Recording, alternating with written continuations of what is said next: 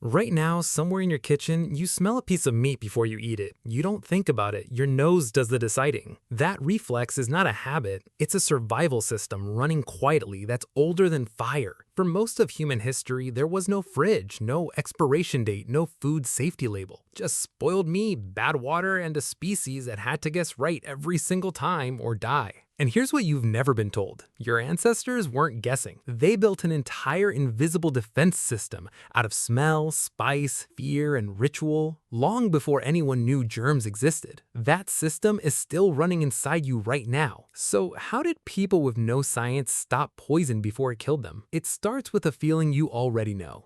Disgust. That sharp, involuntary recoil when something smells wrong. Psychologist Paul Rosen at the University of Pennsylvania spent decades studying this exact reaction. His conclusion was that disgust isn't random. It's a behavioral immune system, a warning built by evolution to make you flinch before a pathogen ever touches your tongue. Rotten smell, slimy texture, off color. These aren't random preferences. They're ancient alarms, and the humans who ignored those alarms simply didn't survive long enough to pass on their genes. But instinct alone wasn't enough, so humans engineered around it. Salt curing, smoking meat over fire, drying fish in open air. Each of these methods we now know strips away the moisture and oxygen that bacteria need to multiply. Ancient people didn't know the word bacteria, but they knew that salted meat lasted through winter and unsalted meat didn't. Trial, death, correction, repeat. That was the entire research method for tens of thousands of years. And then in warmer parts of the world, humans found an even stranger weapon: spice. In 1998, biologists Jennifer Billing and Paul Sherman at Cornell University analyzed over 4,000 traditional recipes around the world. Their finding was extraordinary. The hotter the climate and the higher the risk of bacterial growth, the more antimicrobial spices a culture used.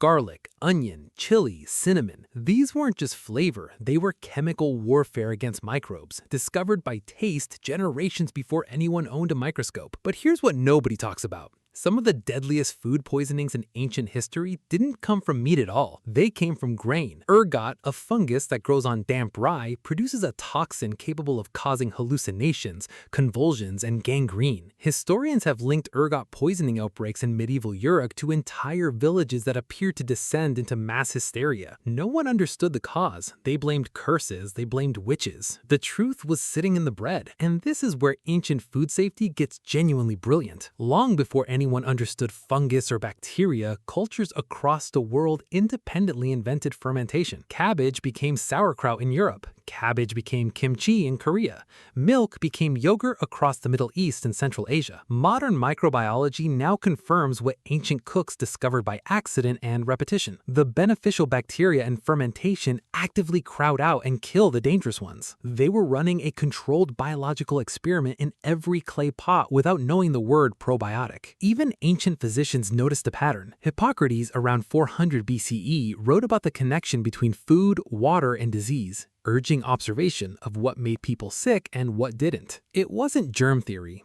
but it was the beginning of paying attention on purpose. And here's the part that reaches straight into your life today. Many food taboos that seem religious were originally survival technology. Restrictions on pork in regions with high trichinosis risk, restrictions on shellfish in warm coastal waters where bacteria multiply fastest. Anthropologists studying dietary law across cultures have long argued these rules functioned as inherited food safety codes, passed down as sacred rather than scientific, because sacred rules get obeyed without question, and questioning them could get you killed. A commandment lasts longer than a lecture. So belief became the deliberate system for biology. Sit with that for a second. Every dietary rule you've ever inherited, every smell that makes you gag, every instinct to cook meat until it's done, it's not culture layered on top of biology. It is biology wearing the disguise of culture. Go back to that moment in your kitchen. The meat, the smell, the split-second decision. You thought it was simple, a quick sniff, nothing more. It isn't. It's the final surviving instruction from thousands of generations who had no lab,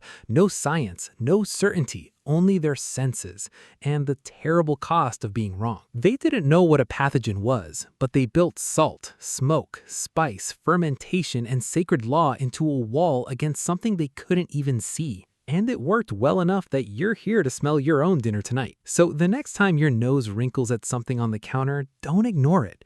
That's not squeamishness. That's 300,000 years of ancestors still checking your food before you eat it.